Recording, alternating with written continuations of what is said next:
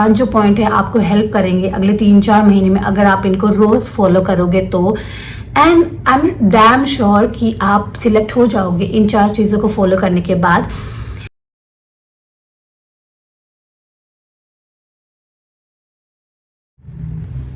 Hi everybody, कैसे हैं आप सब? आई नो आप सब अच्छे ही होंगे। मेरा नाम नैन्सी है। If you are new to my channel, my name is Nancy. I'm a working flight attendant. It's been more than 3 years. I'm working as a cabin crew in Indian aviation industry.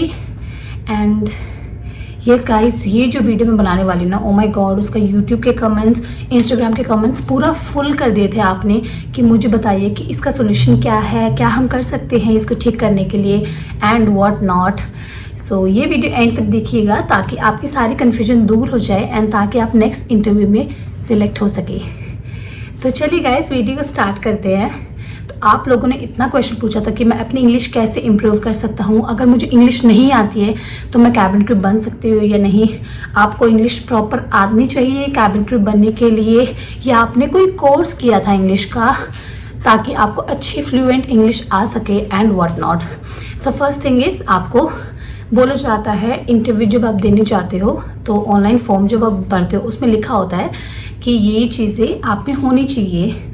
उसमें English भी आता है, but ऐसा नहीं बोलते हैं आपको कि आपको मास्टर्स करना है इंग्लिश में।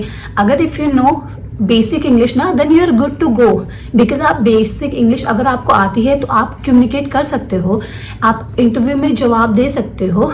इंटरव्यूज़ भी छोड़िए, आप जब आपका ट्रेनिंग होगा तब भी आप, अगर इंग्लिश कम्युनिकेशन वाली क्लास होती है तब भी आप जवाब दे सकते हो इंग्लिश में। फ्लाइंग में भी अगर कुछ सिचुएशन हो जाती है कस्टमर ओरिएंटेड से रिलेटेड, उसमें भी आप जवाब दे सकते हो। बट अगर आपको बेसिक इंग्लिश आता है तो, but basic is very important. अगर आपको बिल्कुल भी नहीं आता है तो आपको रिजेक्शन फेस करना पड़ सकता है, बट बेसिक तो आनी चाहिए। तो बेसिक के लिए मैं आपको पॉइंट्स बताती हूँ कि आप क्या क्या कर सकते हो। फर्स्ट थिंग इज, आप इंग्लिश न्यूज़पेपर रीड कर सकते हो रोज़ जो आता है ये, ताकि आपकी फ्लुएंसी बनी रहे इंग्लिश में।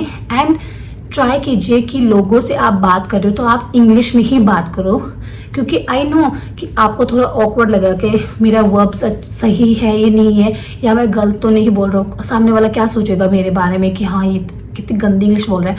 But let me tell you one thing, अगर आप बोलना ही स्टार्ट नहीं करोगे तो आपको आएगा ही कैसे वो करना। स्टार्टिंग से ही लगा लो, आप जब बचपन में आप पैदा होते हो, स्कूल जाते हो, पढ़ते हो, आपको स्टार्टिंग से तो पढ़ना आता नहीं है ना, आप स्कूल जाके सीखते हो, ठीक है। कॉलेज में जाके आप पेपर देते हो ना, तो आप वो स्टार्टिंग से तो देते नहीं हो, आप हर चीज़ सीखते हो तभी आगे बढ़ते हो। तो आई नो कि आपको ऑकवर्ड फील होगा कि सामने वाला क्या सोचे, गलत तो नहीं बोल रहा, लेट इट बी, आप वो दिमाग से निकाल दीजिए। क्योंकि जब आप सक्सेसफुल हो जाओगे ना तो वो ही सामने वाला इंसान आपको आके बोलेगा कि आपने क्या किया था। तो ऐसा सोचिए आप। तो जितना हो सके आप इंग्लिश में ही बात कीजिए, चाहे आपका गलत भी निकल रहा है बट आप उस चीज़ से यूज टू हो जाओगे, आपकी फ्लुएंसी इतनी अच्छी हो जाएगी कि आपको पता भी नहीं चलेगा। चाहे आप गलत भी बोल रहे हो, देन आप है ना उसको स्टार्ट करोगे सही करने का। तो सेकंड थिंग इज दिस कि जितना हो सके आप ट्राई कीजिए कि दूसरों के साथ या घर वालों के साथ, फ्रेंड्स के साथ आप इंग्लिश में ही बात करें। थर्ड थिंग इज, आप English movies, English newspaper and English news देख सकते हो आप टीवी में। अगर आप इंग्लिश मूवीज़ देखते हो, स्टार्टिंग में आपको थोड़ा अजीब लगेगा, बट आप सबटाइटल्स ऑन कर सकते हो हिंदी में, ताकि आप इंग्लिश में सुन सके और नीचे जो सबटाइटल्स आए वो हिंदी में आप ट्रांसलेट करके देख सको कि हाँ वो बोलना क्या चाहता है। फिर आप है ना उस डेफिनेशन या उस वर्ड को आप फिर माइंड में रखो कि हाँ इसका मतलब ये होता है, तो मैं आई कैन यूज़ इट। वो बुक्स आती है ना जो आई थिंक बचपन में आप सभी ने देखी होगी, बचपन में तो क्या अभी भी आती है, वो 100 दिन में इंग्लिश अपनी ठीक कीजिए, 50 दिन में इंग्लिश अपनी ठीक कीजिए।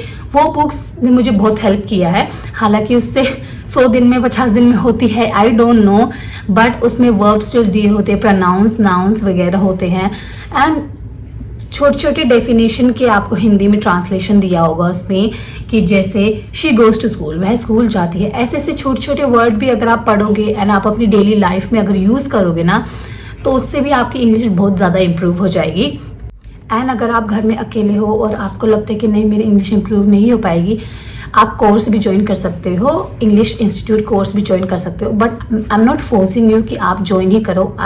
आई नो कि इसमें पैसा भी लगेगा, बट स्टिल आपकी वो ग्रोथ के लिए अच्छा होगा। आप कोई भी इंस्टीट्यूट नियर बाय अपना देख सकते हो रेटिंग के हिसाब से कि उसका कितना अच्छा रेटिंग है, ताकि आप उस इंस्टीट्यूट को ज्वाइन कर सको 3 महीने 4 महीने के लिए, ताकि उससे आपको लगे कि हाँ मेरी इंग्लिश इंप्रूव हो रही है, कॉन्फिडेंट बढ़ रहा है। बिकॉज वहाँ पे जाके आप इतने सारे कैंडिडेट के सामने ग्रुप डिस्कशन करते हो, कोई चीज़ें आप रिवाइज करते हो, कोई चीज़ें आप डिस्कस करते हो, इतने सारे टॉपिक्स, तो आपका कॉन्फिडेंस थोड़ा अच्छा हो जाता है। आई नो वो अकेले रह के नहीं हो सकता, वो सबके सामने ही हो सकता है। तो if you are willing to join an institute, और अगर आपके पेरेंट्स अलाउ करते हैं इंस्टीट्यूट ज्वाइन करने के लिए, तो आप बिल्कुल यूज़ कीजिए, क्योंकि वो चीज़ें भी आपको कॉन्फिडेंट में हेल्प करती है। एंड उस टाइम पे सारे बहुत जने बैठे रह रहे, तो आपको ऐसा लगता है कि ठीक है कोई नहीं, देयर ऑल्सो हियर, आप सीखने के लिए आए हो, सब भी वो भी सीखने के लिए आया है। तो ये चीज़ है ना थोड़ा अलग हो जाती है। घर पे आप अकेले रह के आप अपनी इंग्लिश नहीं कर सकते हो जब तक आप बोलना स्टार्ट नहीं करते हो, बट वहाँ पे अगर आप जाओगे तो you have to speak in English only. अगर डिस्कस भी करना होगा तो वहाँ पे जाके आप कर सकते हो। If you willing to do so then you go ahead please, आपकी इंग्लिश बहुत अच्छा इंप्रूव होगी उससे।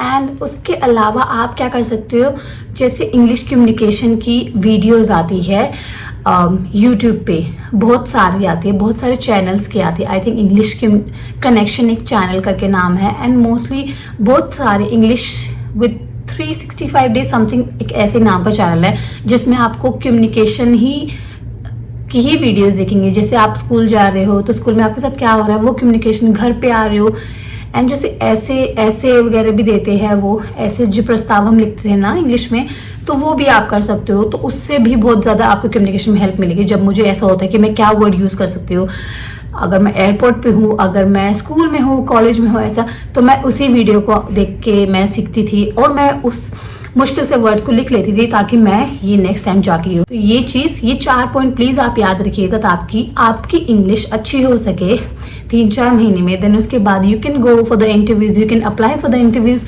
एंड देखना आप ज़रूर सिलेक्ट होके आओगे। क्राइटेरिया जो आपको फॉलो करना ही पड़ेगा अगर आप एक कैबिन क्रू बनना चाहते हैं। तो thank you so much for watching the video.